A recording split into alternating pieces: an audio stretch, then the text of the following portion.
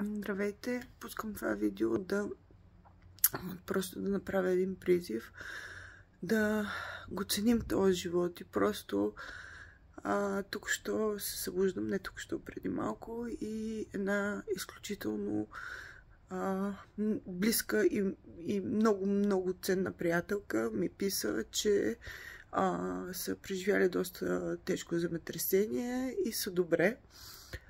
При което аз съответно няма как да знам, че се е случило, защото в Мароко и не съм видяла новини. Гугнах нещата и е било доста сериозно. Естествено, в момента, в който разглеждах снимки и видеа, се разребах супер много. Тя с малко бебе.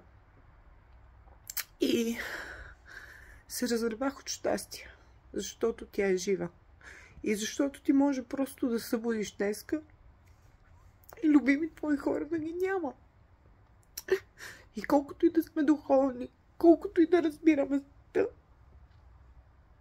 няма как да е тежко за нещо такова.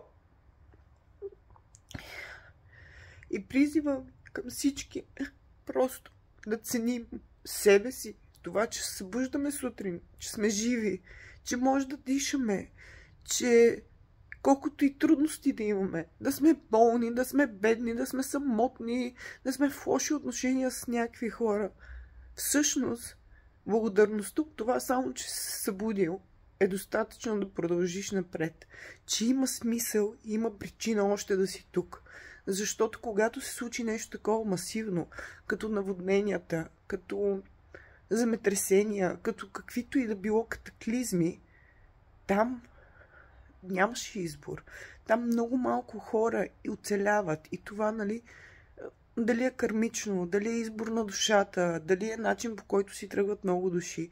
Това няма значение. Ние тези неща, колкото и да вярваме в тях, колкото и да знаем някой от нас с цялото си сърце, че съществуват и работят, първо са недоказуеми, баш. Но от друга страна, това, което може да направим, е всъщност да мислиме как живеем живота си всеки ден. И какво правиме, за да сме тук на тази земя и колко го оценяваме това нещо.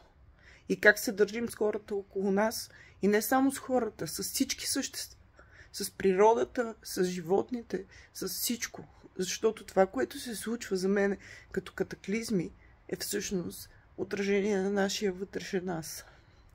И ще сложа едно видео, което съм правила преди 2 години и съм забравила за него. Вчера заради една група, свързана с смъртта, си го припомних и го прегледах какви неща съм говорила. Доста хаотично съм говорила. Но ще го пусна, защото е свързано с това, което казвам сега. Ще сложа линк към него.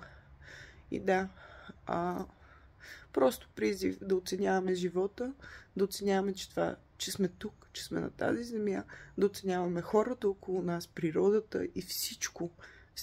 Всъщност това е осъзнателността. Да осъзнаваш и да мислиш как живееш и какво правиш. И да, разстроена съм и всъщност това са сълзи на щастие. И сълзи на още едно такъв шамар на осъзнаване. И за това, че за мен това е начина на живот, до който исках да достигна, да мога да живея, за да виждам света с по-други очи, за да мога да се променям, да променям възприятията си. И просто съм супер благодарна за всичко това през целия път, през който съм минала.